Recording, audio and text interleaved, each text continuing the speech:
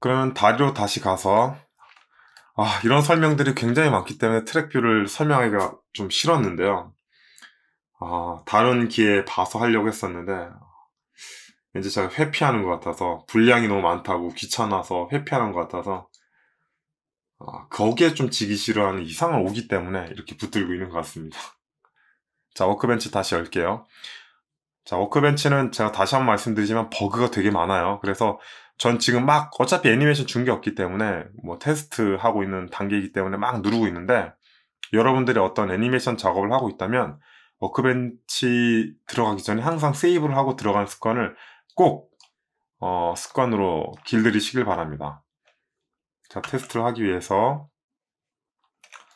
자, 10프레임에 아까 이렇게 했나요? 이번에 반대편 다리를 해볼까요? 50도 돌려보고 그 다음에 다시 20. 그 다음에 이 버튼 눌러주면 이제 그래프가 나오겠죠. 자, 지금 제가 Z방향으로 90도를 이동했습니다. 그쵸? 시계 방향으로 90도를 회전했더니 이제 반대로 이렇게 표시가 된 거예요. 45도 회전했네요. 90도는 이 정도가 90도죠? 보시면 여기 90에 가까이 나오죠? 자, 이제 그래프가 해석되죠? Z는 왜 이렇게 되어 있는지. 그래서 Z는 기본적으로 90도인 상태에서 움직였을 때 값들이 나옵니다. 자, Z 회전은 이쪽 방향 회전이죠. 그러면 그러니까 요게 Z죠. 시계 방향이 이쪽이죠. 그쵸? 시계 방향으로 회전하면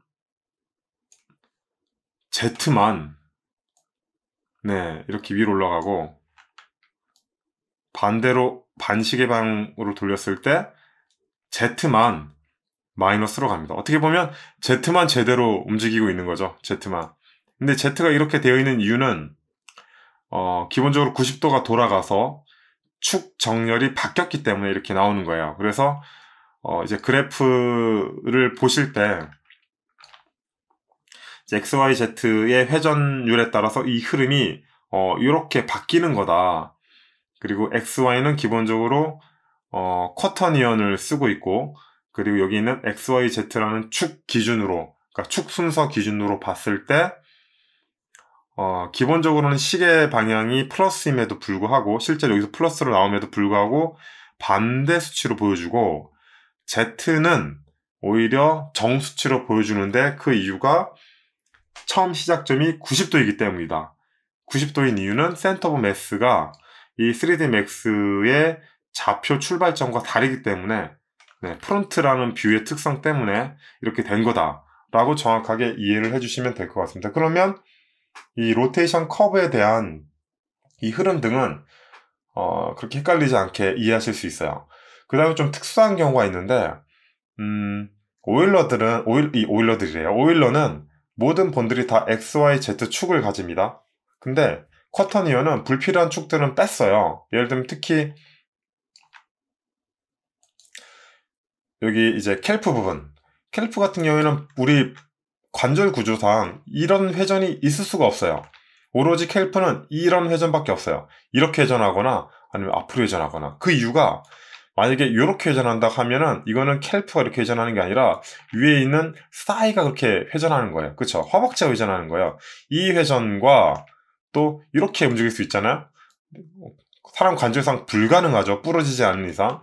그 회전은 전부 다 허벅지가 회전하는 거예요. 그래서 이 장단지인 캘프 부분은 하나의 축밖에 사용하지 않습니다. 그래서 보면 축이 하나밖에 안 나요. 뭘 어떤 방향으로 움직이던 간에 이쪽은 아예 움직이지도 않고요. 이 선이 딱 하나밖에 안 나와요. 근데 오일러 방식 같은 경우는 그게 다 되죠. 네, 만약에 여기 쿼터니 있고 오일러 그렇게 되긴 되는데 이 바이패드 관절 구조 자체가 이 오일러의 XYZ 본처럼 회전하지 못하게 막혀 있기 때문에 마찬가지 쓸 수는 없어요. 하지만 오일러는 기본적으로 XYZ를 다 쓸 수 있다는 거. 그리고 쿼터니언으로 된 바이패드는 이 캘프 부분은 굳이 XYZ 다 쓰지 않는다라고 구조적으로 정의가 내려져 있기 때문에 하나의 축만 나온다는 거. 이게 하나의 특징이 될 수 있겠습니다. 그럼 허벅지는 다 있겠죠. 왜냐하면 모든 방향으로 다 움직일 수 있으니까. 이쪽으로도 움직일 수 있고 이렇게 움직일 수 있고 그래프가 3개 다 나오죠. 네. 그래서 본마다 이 캘프라던가 여기 얘도 마찬가지죠. 이 포함도 마찬가지로 이 상박이 대부분 다 움직이는 거지, 이 하박은 하나의 회전밖에 없어요. 이 회전. 네. 그래서 켈프랑 이 포함 같은 경우에는 다른 본과 다르게 하나의 축만 가지고 회전한다는 것을 이해하실 필요가 있습니다. 그 외에 좀 특수한 본이라고 한다면 어깨가 있을 것 같아요. 어깨. 다른 본들은 다 XYZ를 다 가집니다. 근데 어깨 같은 경우에는 실제로 생각해 보시면 뭐 이렇게 움직일 수 있죠. 그리고 이렇게 움직일 수도 있을 겁니다. 하지만 이 움직임은 있을 수가 없어요. 그래서 어깨 같은 경우에도 하나의 축이 없어요. 그래서 정리해서 말씀드리면 쿼터니언 방식의 바이패드는 그 사람 관절 구조상 이 캘프 부분에 대한 본과 이 포함 부분에 대한 본은 축을 하나만 쓴다. 그리고 어깨는 두 개만 쓴다. 그리고 나머지는 다 세 개씩 쓴다. 이런 걸 기억하시면 될 것 같습니다. 손가락도 기본적으로 세 개를 다 쓰기는 해요. 손가락은 좀 특수하긴 한데, 손가락도 사실 사람 관절상 뭐 이렇게 자연스럽게 움직일 수는 없겠지만, 특히 요 회전은 있을 수가 없겠죠. 잘. 근데 이런 회전이 좀 필요하기도 해요. 이 사람 관절 방향 때문에 그렇죠. 우리는 손을 모을 수 있잖아요. 예를 들면 엄지손가락과 새끼손가락을 붙일 수 있잖아요. 그러니까 짚는 것처럼. 네, 그런 걸 표현하려면 이 관절상 이렇게 회전할 수 있어야 돼서 손가락도 기본적으로 XYZ 다 회전을 합니다. 그래서 하나의 축만 있는 건 이 캘프랑 이 포함이고, 두 개의 축만 있는 거는 이제 어깨라는 거. 이 부분을 이제 명확하게 아셨으면 좋겠습니다. 그 외에는 뭐 특별한 건 없고요. 이 정도를 알면 기본적인 이제 축에 대한 이 그래프가 나타났을 때, 이 흐름이 몇 도를 이렇게 움직인 거나, 몇 도를 어떻게 회전했구나, 또는 그래프가 왜 한 개만 있지, 두 개만 있지, 세 개만 있지, 이런 부분에 대한 의문점들은 다 해결할 수 있을 거라고 생각합니다.